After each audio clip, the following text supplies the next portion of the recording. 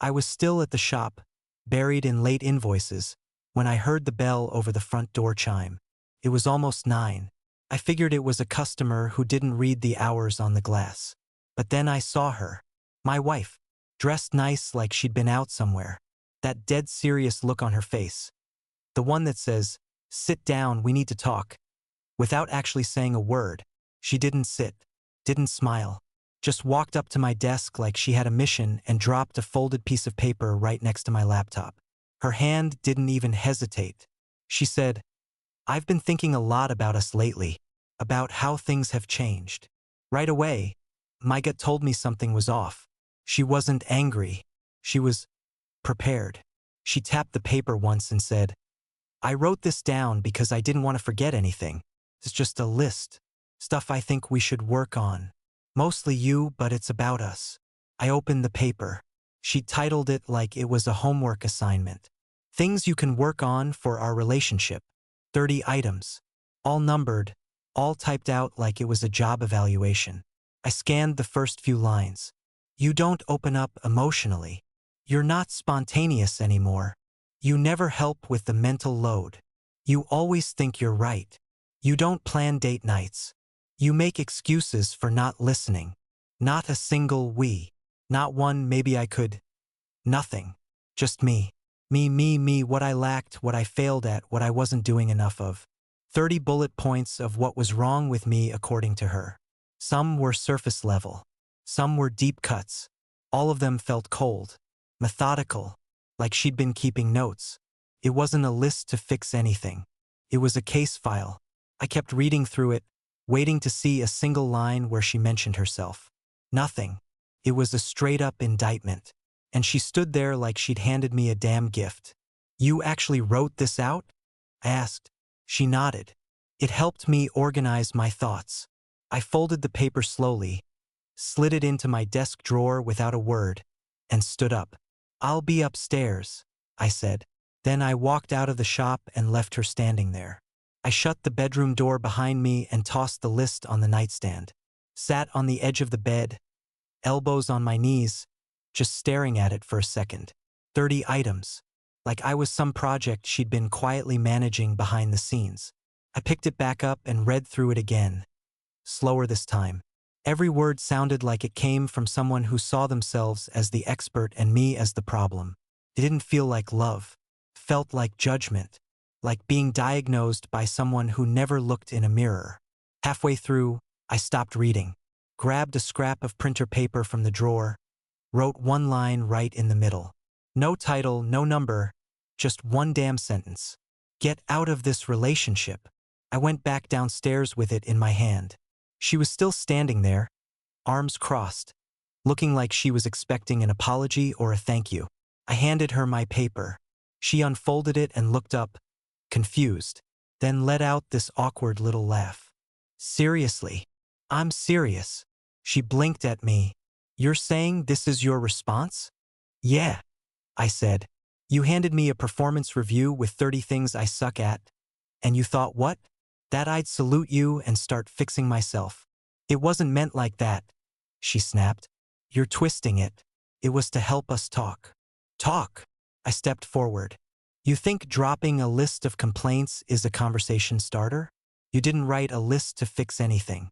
You wrote it to offload your crap and tell me I've been a failure for years." "You're being dramatic," she said, waving the paper at me like it was nothing. "I was trying to be honest." "Honest?" I laughed. "You were surgical. Cold. Like a manager reviewing an employee who's about to get fired. But I beat you to it." She set the paper down and folded her arms again. "So that's it? You're just done." "I'm taking your advice," I said. "You said things need to change." "I agree. I'm changing the biggest thing. Being in a relationship where I get graded like a middle schooler." "You're not even willing to talk it through?" "You didn't come in here looking to talk. You came in with conclusions already written." She shook her head and let out a breath. "I didn't expect you to act like this." I leaned in a little. "You handed me straight Fs and expected me to say thank you." She looked stunned. Silent. "You didn't ask what I'm feeling. You didn't ask what I've been carrying." You just dumped 30 problems on me like I'm some broken machine. And the fix? Just try harder. I didn't say that. You didn't have to. That's the tone. That's the message.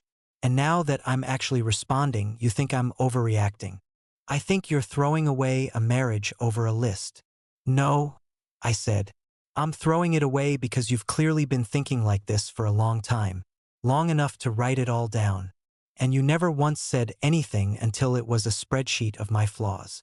She looked down. Didn't say anything for a few seconds. I walked past her, headed for the front door. Where are you going? She asked, still standing frozen. Out, I said, because I need a break from being your improvement project. Then I grabbed my keys and left the house. I only stayed gone about an hour. Drove around the neighborhood with the windows down. Didn't even put on music. Just silence and the engine. I wasn't trying to cool off. I was just trying to think without her face in front of me. When I got back, the lights were still on.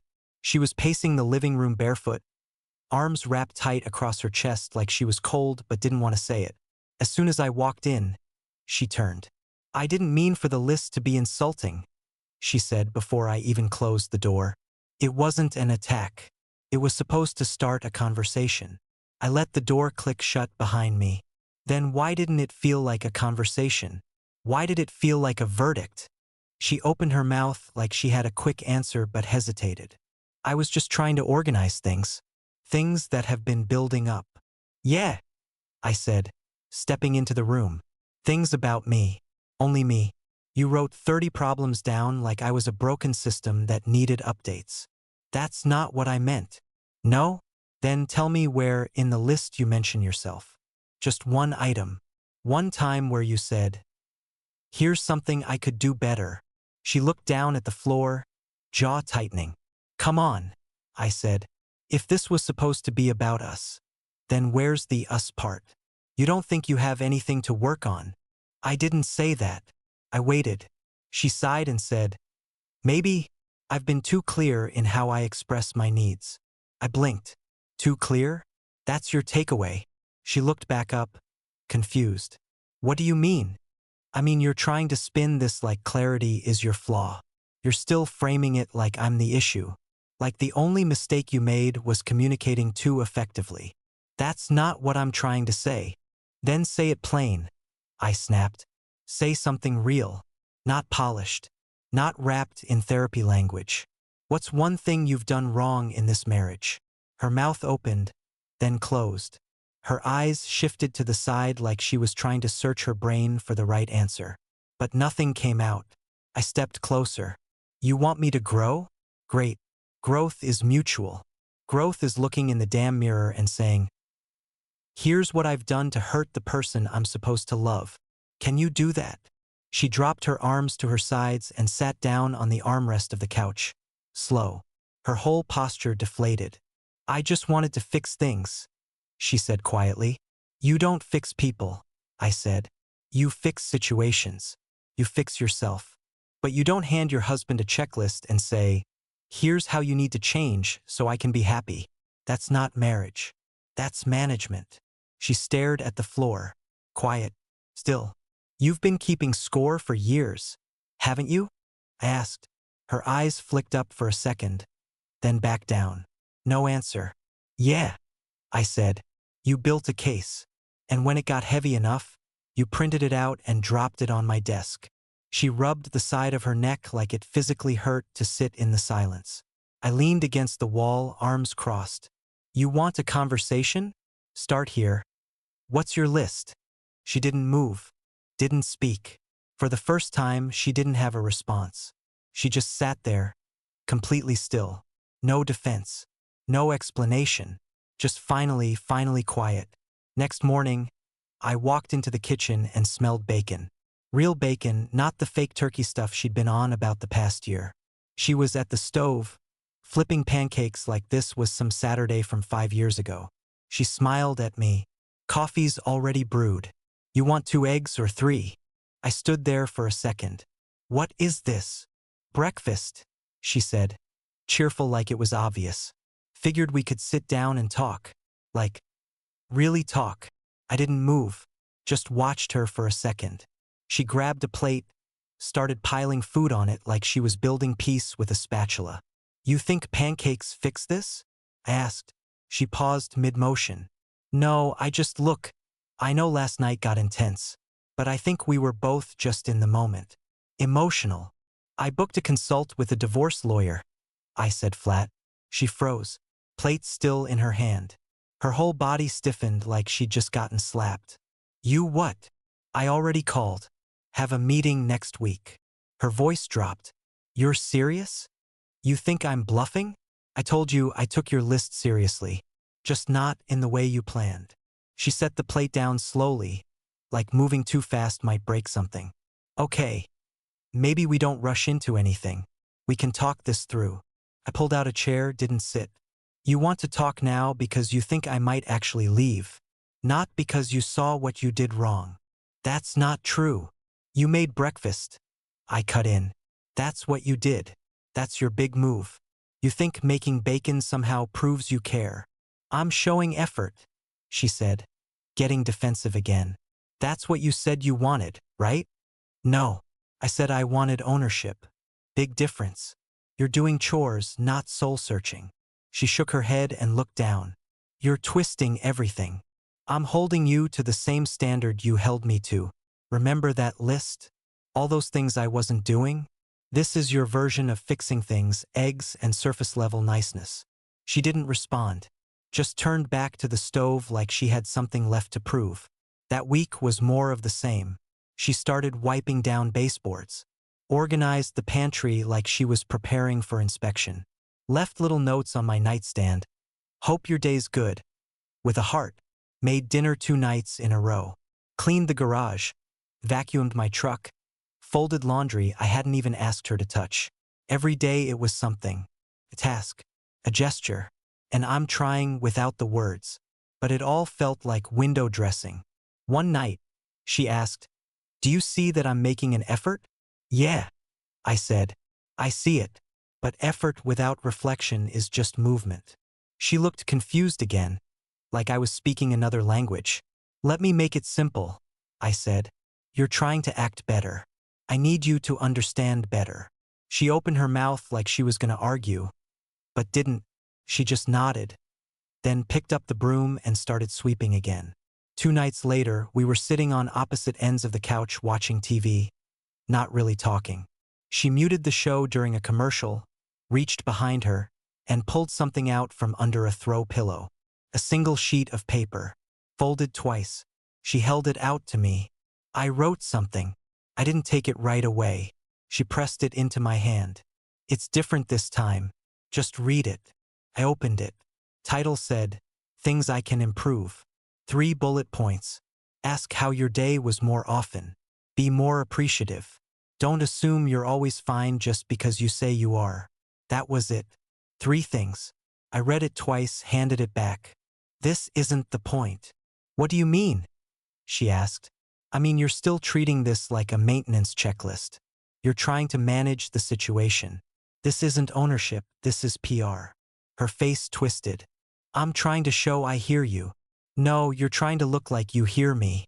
You wrote a follow-up list because you think balance means writing down something about yourself. But it's surface level. You're editing your tone, not facing the core.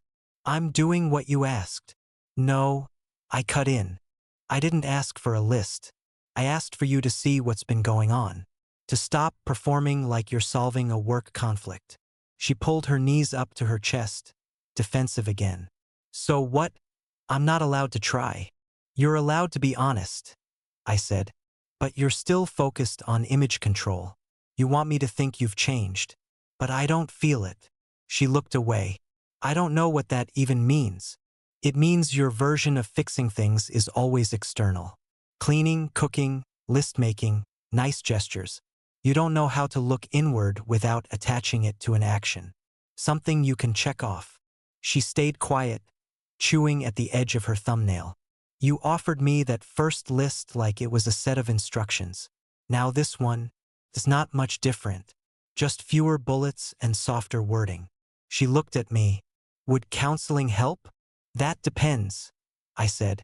Why do you want it? to communicate better, to learn how to talk through things instead of fight. I shook my head. See? That's strategy again. You're still trying to optimize this marriage, not understand what went wrong. So what do you want me to say? She asked, voice raising slightly. That I ruined everything? That I'm the bad guy? I want you to stop looking for the right answer, I said. I want you to sit with the fact that maybe you pushed so hard to get the version of me you wanted, you forgot to see the version I already was. Her eyes started to water, but she didn't wipe them, just stared at the paper in her hand. I thought I was being clear, she said quietly. No, you were being controlling, wrapped it in clarity, and now you're confused that it didn't land the way you planned. She looked completely drained, like the act was finally slipping. I stood up. You want to fix this? Stop giving me paperwork. I walked to the hallway, then paused and turned back. You don't have to prove anything with a list. You just have to admit the truth. To yourself first, then maybe to me. She didn't say a word, just sat there staring down at that page like it was suddenly written in a language she couldn't read. She was still in the living room when my phone buzzed.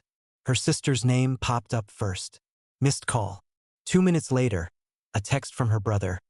Hey man, want to grab a drink sometime this week? Just talk. I stared at the screen, then looked at her. You talking to your family about this?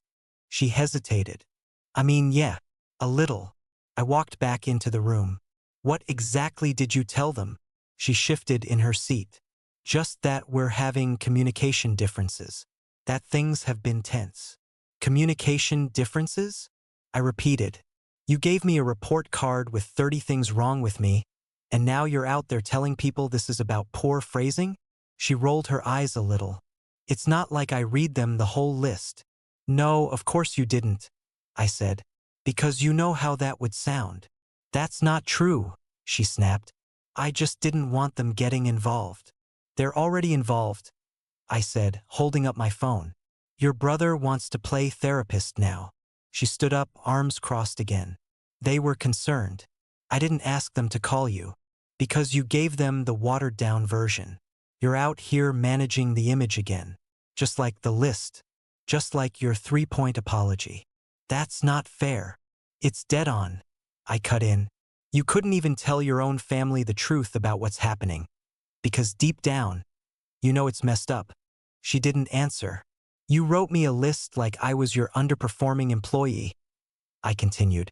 But now, when people might question you, suddenly it's just a difference. I wasn't trying to make you look bad, she said. You were trying not to make yourself look bad. I fired back. Because you're embarrassed. You know, if you actually said out loud what you did. I handed my husband 30 written complaints and expected him to fix himself. It would sound insane. She opened her mouth to respond, then paused.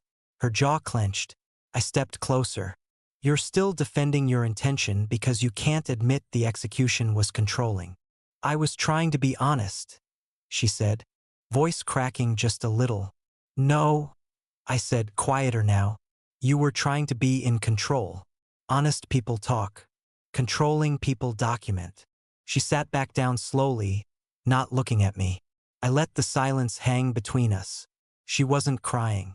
She wasn't raging. Just stuck. Like even she couldn't justify the story she was trying to tell anymore. I walked into the kitchen, poured myself some water, and leaned on the counter. Behind me, she finally spoke. I didn't think it would blow up like this. It didn't blow up, I said. It revealed something. That's different. She didn't reply. I took the glass, walked past her again without a word, and headed upstairs. The day after that last blow-up, I left work early and met with the lawyer. Nice guy, clean office. Told him the basics, no kids, joint bank accounts, 1 house, 2 cars. Nothing complicated. No screaming matches or cheating scandals. Just a marriage that got sucked dry by control and silence. He slid a folder across the desk. Said I could take the draft home, read through it, and make changes if needed. I didn't even hesitate. I took it. That night, I walked in the front door and handed her the folder. She opened it, glanced inside, and looked up like I just pulled the plug on her oxygen. You actually did it, she said, barely above a whisper. I said I was serious, I told her. She sat down, flipping through the papers like maybe one of them would say just kidding. Her lips moved as she read, but no sound came out. Then she stood and disappeared into the office.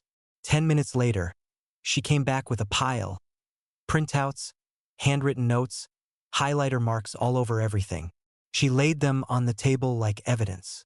I've been reading about relationship patterns, she said. There's a whole thing about how childhood roles play into adult dynamics. I think this could explain some of the stuff between us. I stared at her. You think a blog post is going to solve this? I'm trying to understand.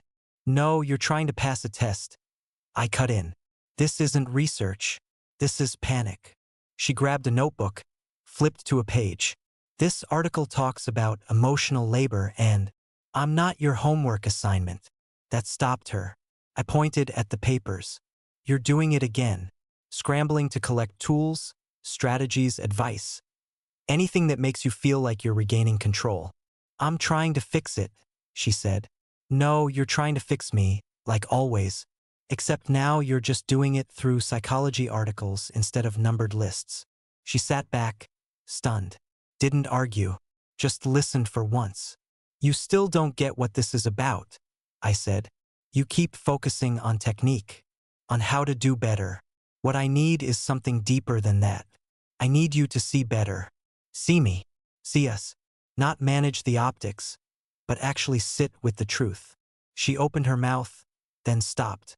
Something changed in her face. Less panic, more confusion. Like it finally hit her she was losing the script. I don't know how to fix this, she said quietly. It's not about fixing, I said. It's about facing it. This marriage wasn't a shared effort. It was a performance, mostly for your comfort. And now that I'm stepping off the stage, you're treating it like a systems failure. She nodded slowly, then ran her hand over the side of her face. Her eyes were glassy, but she didn't cry. For the first time, I think she didn't have a plan. So what do you want from me? She asked. Nothing, I said. Not right now. Just sit with it. Stop reacting. Stop strategizing. Just sit in the mess you helped create. She sat down at the table, picked up the folder, and started reading again. Quiet this time. No flipping, no scanning. Just reading. Actually reading. I left her there and went out to the garage. Didn't even do anything out there. Just sat on the old couch next to the tool rack and stared at the wall. First time in weeks the house felt quiet in a way that wasn't hostile. It was just still. A few weeks went by. We didn't talk much at first. No arguments, no performances. Just quiet. For once, she wasn't trying to prove anything. No more chore marathons. No more self-help articles on the kitchen table. Then one night we were sitting out back. It was warm out, just past sundown, both of us nursing a drink in silence. Out of nowhere, she said, I talked to my mom today. I glanced over but didn't say anything. She asked me something. She went on. Said, would you want him to make a list of 30 things wrong with you? That caught my attention. She told me marriage isn't about redesigning your spouse. She added, voice low. She said if you're keeping a list, you're already halfway out the door. I waited, still saying nothing. I wanted to hear where this was going without nudging it along. I think I was doing that, she admitted. Collecting complaints. Just stacking them up every time you didn't do something the way I wanted. I took a sip of my drink. Still didn't speak. I thought I was working toward something, she said. An improved version of us. A better version of you. But really, I was comparing you to someone who doesn't exist. Now I looked at her. What do you mean? She sighed. An imaginary man. The one I thought you could be if I just tweaked this or fixed that. Someone who was more affectionate, more planned out, more like whatever fantasy I had in my head. I didn't say a word. I just let her keep going. I started noticing things I did too, like how I interrupt you when you talk, or how I always assume you're in a bad mood just because you're quiet, or how I take over the schedule and don't ask if you're okay with it. She looked over at me. You probably feel like a passenger in your own marriage. I stared at the fence, let that sink in. Yeah, I said finally. That's exactly what it felt like. I thought I was being helpful, she said. Making decisions, keeping things moving. But it wasn't partnership, it was control. I nodded. You treated my way of existing like a flaw. She swallowed hard. I did. I could tell it wasn't easy for her to say. Her voice kept breaking, but she didn't stop talking. I didn't trust you to lead, even when you never asked me to follow. I just decided my way was better, safer, cleaner. I set my glass down. And when I didn't fight it, you took that as weakness. She looked over again. I think I did. That was the first time I felt like she actually saw the damage. Not as a concept, but as something real. Like she was finally putting herself on the other side of it and realizing what it looked like from where I'd been standing all these years. She leaned back in her chair. I thought I was strong because I held everything together. But I was just busy. Not honest. Not vulnerable. I waited a beat. So what now? I'm not trying to win you back, she said. I'm trying to figure out how I got so far off track without noticing. Why I needed to reshape the man I married instead of just loving him. I picked up my glass again. Took another sip. It wasn't fixed. But for the first time, it wasn't fake. A few nights after that backyard talk, she came into the bedroom while I was getting ready for bed. No makeup. No dramatics. Just quiet. She was holding a notebook. Spiral-bound. Beat up on the edges like she'd been carrying it around for days. She sat on the edge of the bed and held it out. I want you to read this. I took it, opened the cover. 3 full pages, front and back. No titles, no cutesy formatting. Just bullet points, one after another, all handwritten. I interrupt you when you're mid-thought because I assume I know better. I plan things without asking because I think your answer will slow me down. I criticize how you say things instead of listening to what you're actually saying. I treat your calmness like indifference. I talk like I'm the only one who's exhausted. I flipped the page. Kept going. Direct. Raw. No finger pointing. No, but you also... stuff. Just her. I glanced up. She was sitting with her hands folded tight in her lap, not looking at me. You wrote all this? She nodded. Every word. I kept reading. It wasn't poetry. It wasn't polished. But it was real. Little moments I'd forgotten or forced myself to forget. Spelled out like receipts. She finally spoke. I didn't want to do another gesture. I didn't want it to be another tactic. I just needed to see it all in one place. What I've actually done. Not what I meant, what I did. I didn't say anything. I didn't need to. She kept going. I'm sorry for 15 years of trying to shape you into someone you never claimed to be. For turning love into pressure. For confusing leadership with control. And for thinking expressing needs gave me a license to make demands. She looked up at me. I didn't know the difference until now. It was the first apology that didn't feel rehearsed. No phrases borrowed from podcasts or blogs. No sidestepping. Just a woman sitting in front of the mirror she'd been avoiding for years. She leaned forward, elbows on her knees. Does any of this change things? I sat back in the chair by the closet, notebook still in my hands. I don't know, I said. But this is the first thing that hasn't felt like strategy. It feels honest. She nodded slowly. Didn't push. We sat there for a while. No next move. No plan. Just the sound of the ceiling fan and 2 people who'd finally stopped trying to win the argument. About 3 months later, we were sitting outside a coffee shop on a Saturday. No tension. No lists. Just coffee and decent weather. We didn't talk much at first. She asked how work was going. I asked if her car was still making that weird sound. It was the kind of small talk that, for once, didn't feel like filler. Then she reached into her purse and pulled out a folded paper. No build-up this time. I've got one more list, she said, half smiling. Just one item. I raised an eyebrow but took it. I unfolded it. It read, "Learn to be married to who you are, not who I imagined." I stared at it for a few seconds. The paper was soft, like she'd folded and unfolded it a bunch before now. She sipped her drink. I found a counselor, she said. Not the kind who helps couples fight better. This one helps people figure out if they even should stay married. The real kind of work. I kept my eyes on the paper. And you want to go? I want to find out, she said. If I can actually show up in this marriage with my eyes open. Not chasing a version of you I made up in my head. I looked up. That's the most honest thing you've said since this started. She nodded. I don't want to fix you. I want to figure out if I'm capable of not trying to. I set the paper down on the table between us. If we do this, it's not about repair. It's not about patching what never worked. I know. It has to be a rebuild, I said. From the ground up. She didn't flinch. That's what I'm here for.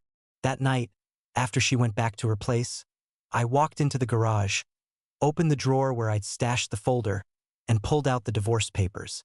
I held them for a long time. No music, no dramatic moment. Then I fed them through the shredder one page at a time.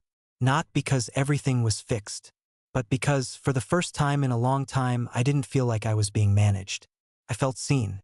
Would you have shredded the divorce papers? Or signed them? Let us know what you do in the comments. And don't forget to like and subscribe.